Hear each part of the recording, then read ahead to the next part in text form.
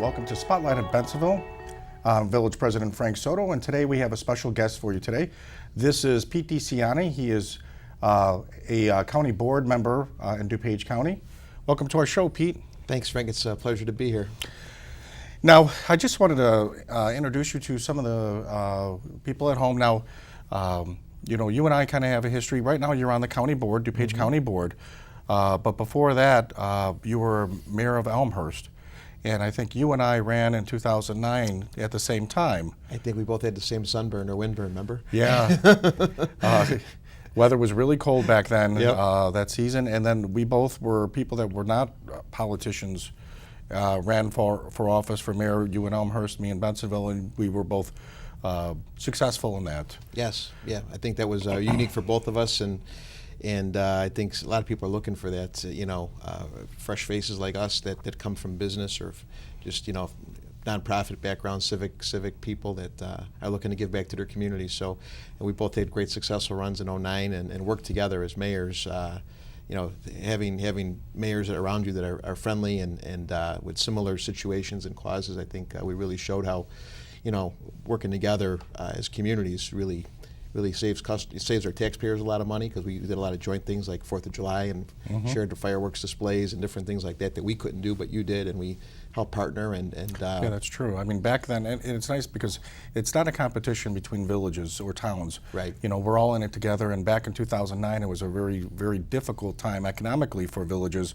So one of the things that, you're right, what we did is it was Elmhurst, Bensenville, and Addison shared resources and the financial burden to do the fireworks Absolutely. display. When we both got in, there was no money. I know our reserves were down, I think, 27 days, and we should be at least 90 days. And both of us got in really tough economic times and very challenging for both communities. So, working together and saving our taxpayers a good dollar, but yet still delivering a good product, I think was something that was great.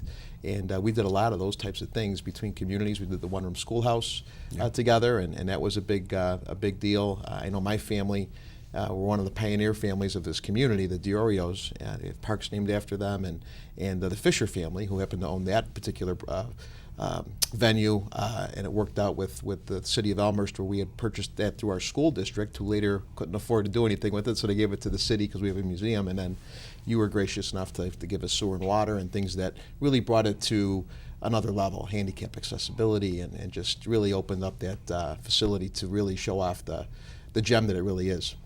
I think that's something that people really don't maybe know of you. And let's talk a little bit about your background, because you do have roots in Bensenville, or your family does.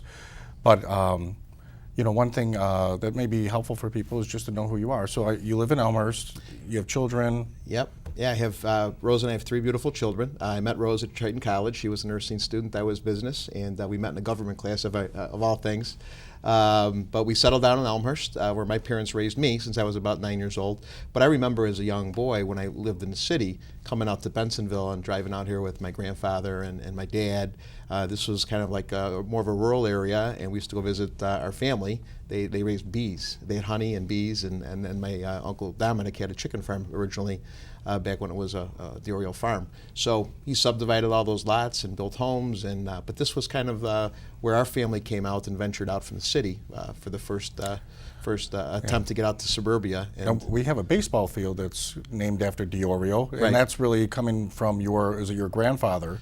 Well, my grandfather's sister married Dominic Diorio, and then Dominic's son, Jimmy, we call him Jim Diorio, became the mayor after serving the school board as school board president. Later on became a trustee, and then became mayor back in the 70s and 80s. So a lot of history, between our family and So where was the farm located?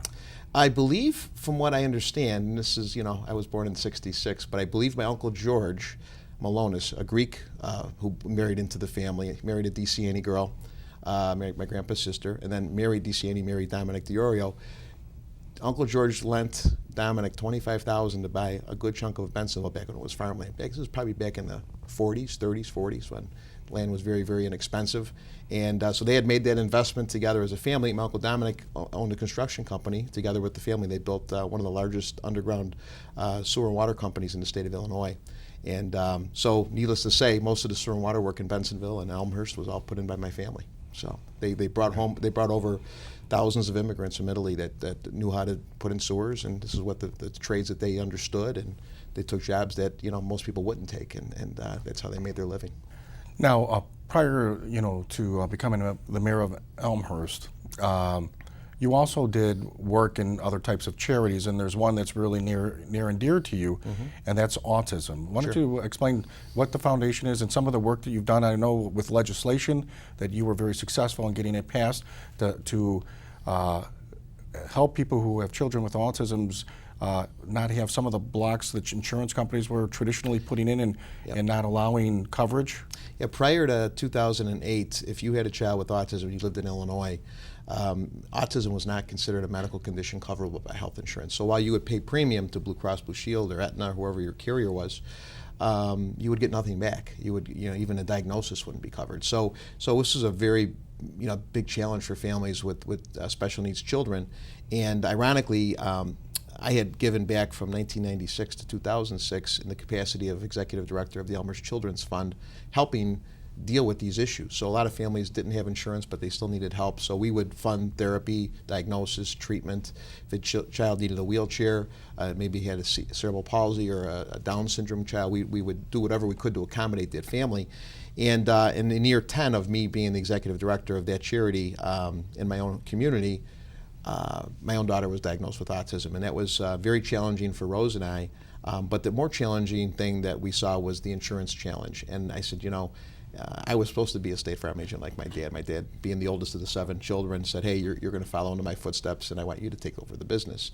I kind of rebelled because I was into a trades class in high school that I really enjoyed, graphic arts. But long and short, I learned a lot about insurance from my dad. I worked in his office.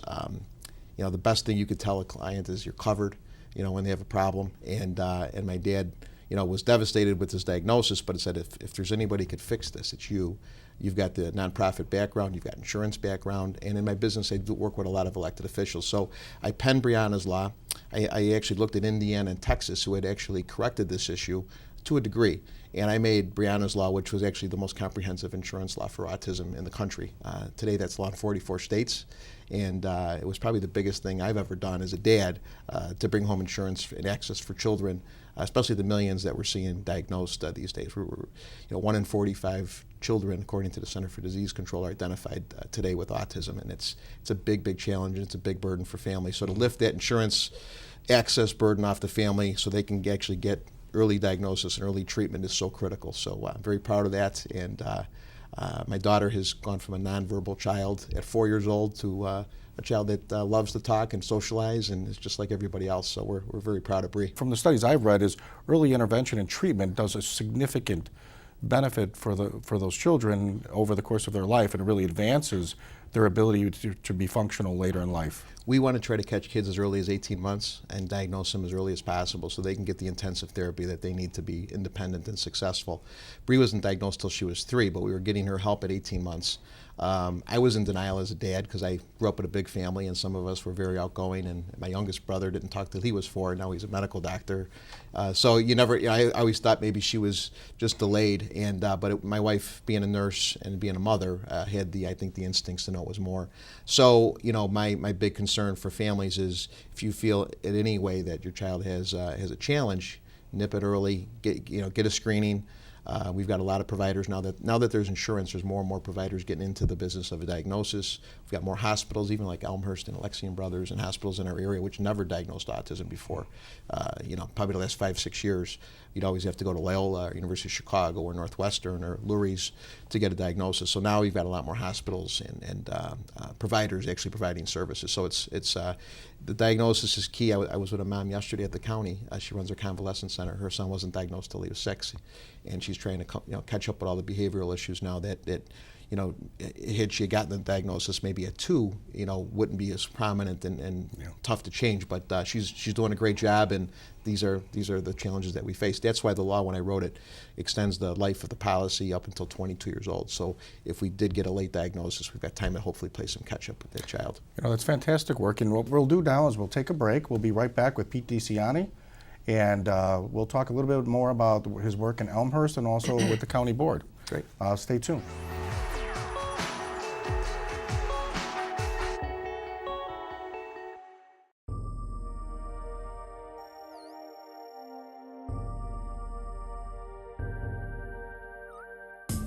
The Water's Edge Aquatic Center is conveniently located in the Redmond Recreational Complex in Bensenville. The Water's Edge is home of Fenton High School and Wahoo swim teams, featuring an indoor 8-lane lap pool and diving well. The Aquatic Center is available for private functions and parties. Learn to swim, stay in shape, or enjoy recreational swimming year-round at the Water's Edge Aquatic Center. The Bensenville Community Library, serving a community of readers. Whether you're old or young, a lover of words, music, or computers, the library has something for you. Check out our new Kindles, toddler jams, story and movie nights, or a variety of other activities offered. For more information, call us at 630-766-4642 or check out our schedule on the web at benlib.org. The Bensenville Community Library, celebrating 50 years of library service.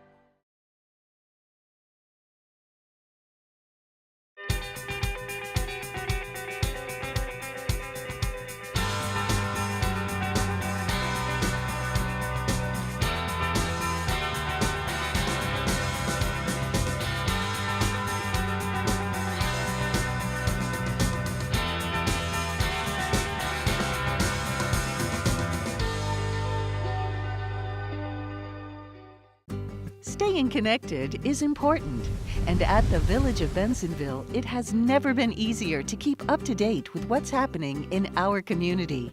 On your phone, PDA, PC, laptop, or tablet, the Village of Bensenville website offers easy integration, so you'll stay connected at home, in the office, or on the road.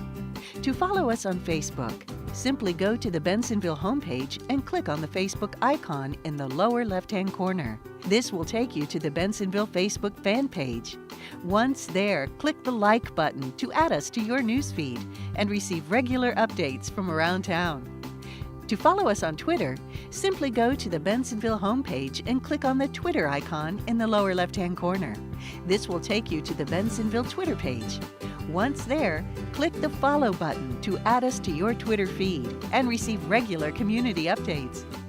To receive email and cell phone notifications, click on the Notify Me button. This will take you to the Notify Me dashboard.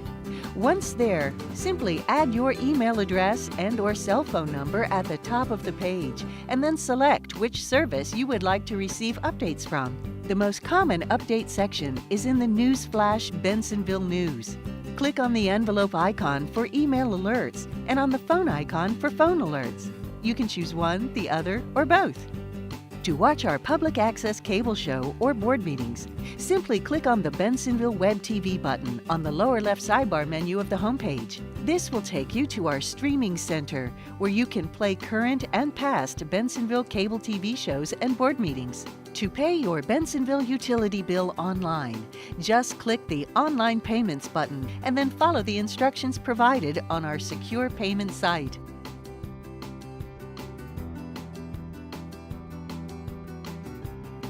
If you have any problem, concern, or question to tell the village, then click on the Bensenville Action Hotline button. This will take you to the Action Line dashboard, where you can explain your issue and receive a response within 48 hours once you have clicked the Submit button at the bottom of the page. Staying connected is important, and at the Village of Bensenville, it has never been easier to keep up to date with what's happening in our community. On your phone, PDA, PC, laptop, or tablet, the Village of Bensenville website offers easy integration, so you'll stay connected wherever you are.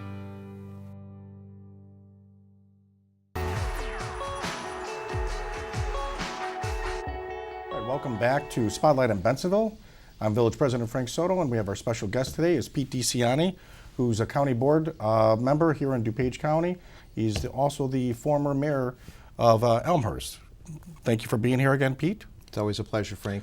So before the break, we were talking about some of the work that you did with autism and the autism bill and the successes there, that it's now been adopted in, 44 states currently.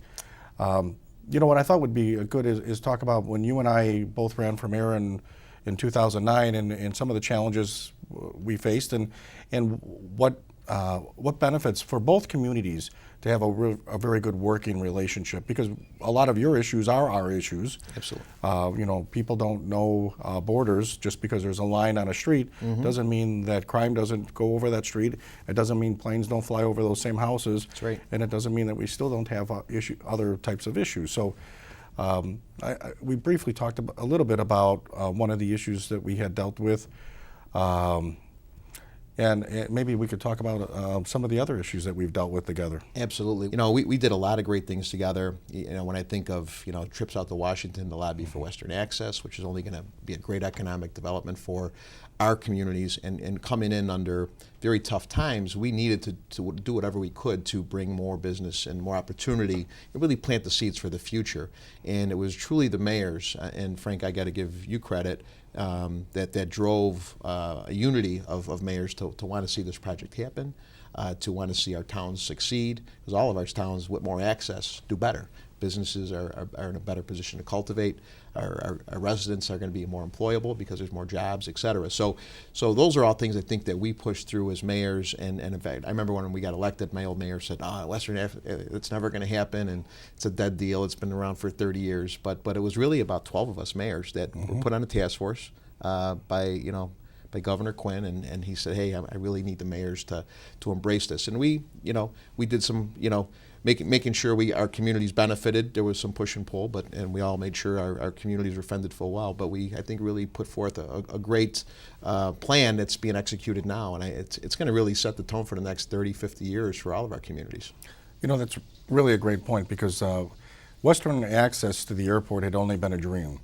Its benefit was appreciated and I think realized by Chairman Schillerstrom at the time, who's now ahead of the tollway. And I think they were projecting somewhere around 64,000 permanent jobs would be created. Some of the studies showed that about 70% of the people who fly in and out of O'Hare Airport come from the western suburbs. But yet there's only one access, which is on the east side of the airport. Bensenville has a large industrial park that was on the western side of the airport.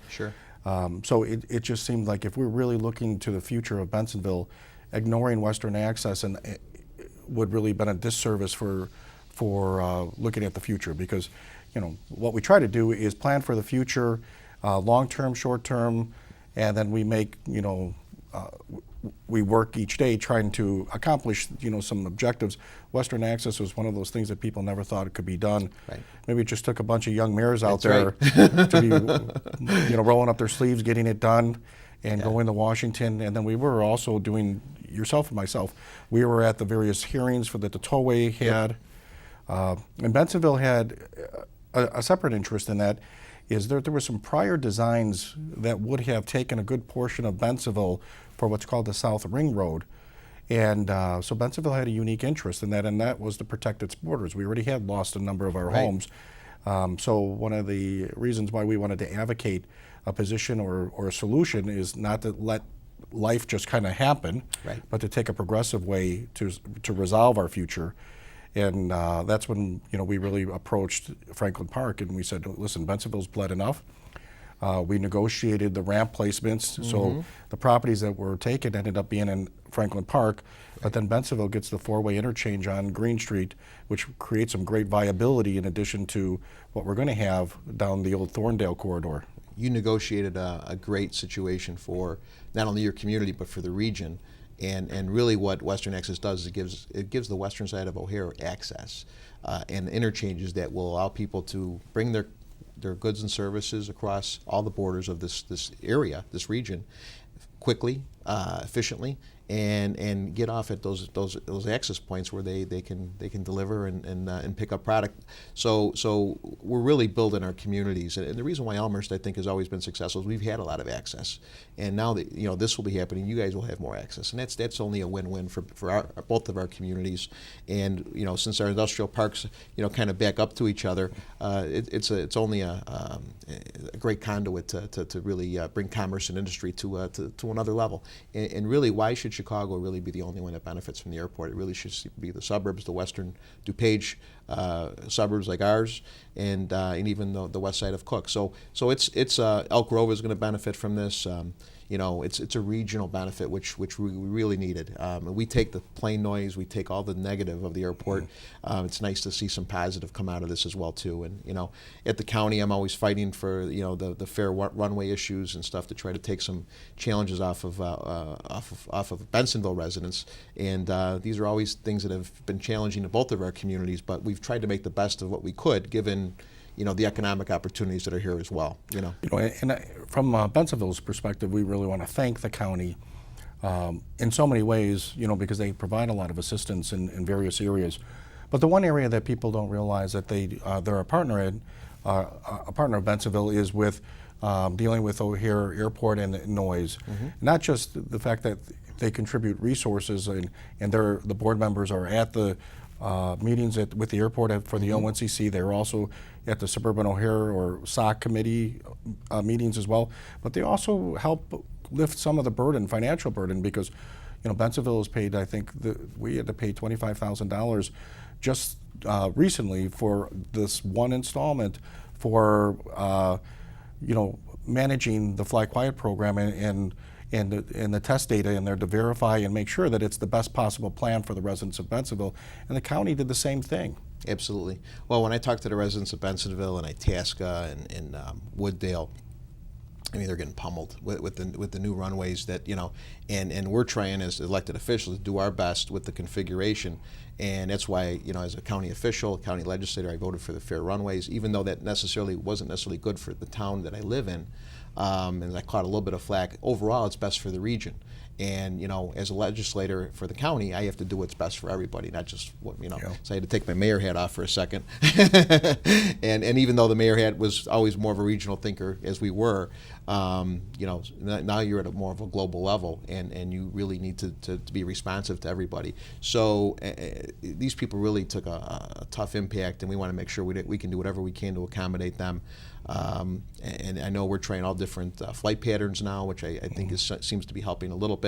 I think we will always advocate to do whatever we can for our residents, whether it's dealing with O'Hare, dealing with soundproofing issues, dealing with trying to make sure our schools are safe in those regards as well too. So when our kids are at school, they have the ability to study and not lose their train of thought. So those are all things I know. Having grown up on the north side of Elmhurst, we had the runway right over my grade school at Mary Queen of Heaven. So I remember how sometimes that was distracting. So we as officials are doing whatever we can, and your leadership has been tremendous in that area. So. And we naturally, as a county, want to do whatever we can to support you as well. Yeah, and we're very appreciative. And the current situation that it's been very difficult for our residents is just an interim solution. Situation, and it's unfortunate because had the runways been built on the north side of the airport as they were intended, those runways would have been, the long runways would have been operational in 2015 and 16, but they weren't.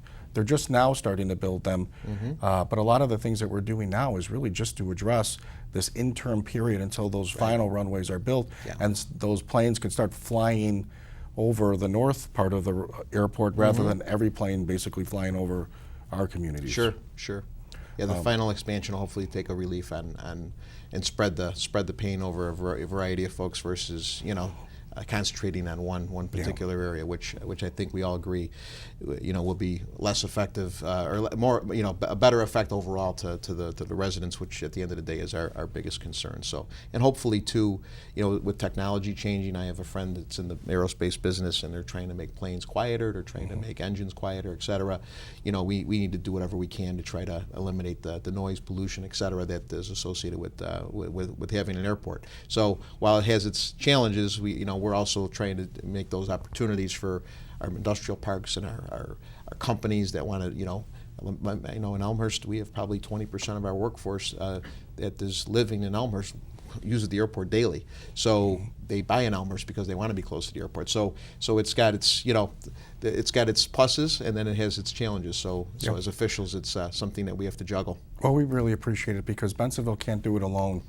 A town of 18,000 has, you know, has only limited exposure, you know, at the federal level and ability to get things done. But DuPage County, with over 1 million plus residents, has a much greater chance, and that's the support that we've really enjoyed in Bensenville, our friends at the county. So I really appreciate your work and your efforts there. I'm really fortunate to have guys like Don Pachowski and Sam Tornatore, or my seatmates, Paul Fickner, Chairman Cronin. We're a great team. We work well together. You know, it's important. I think that a lot of us come from municipal government. We've got several mayors on the county board now, which I think is really good to see people come from the local level where you deal with the people talking about their sidewalks and their sewers and their streets and their airplane challenges or their train noise like we have in Elmhurst. And then you go to the higher level and you understand all those little components that you know you're now dealing with on a more regional level. So we've got a great team and we're happy to support you, Mayor. Well, thank you very much, and I hope you enjoyed this episode of Spotlight on Bensenville, and then we'll see you at our next show. Thank you very much for watching.